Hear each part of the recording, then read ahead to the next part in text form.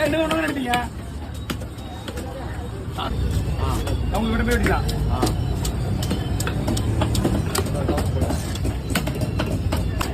வருமா? 200 வாங்கண்ணா. மீன் பெரிய மீன் தான். 4 5 கிலோ வரும்.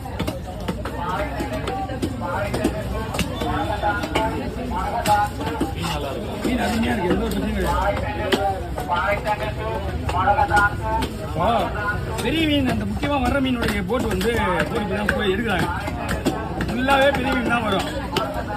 அந்த போட் வந்து இப்பதான் எடுக்கிறாங்க. 4 ல இருந்து 5 நாள் அது வந்து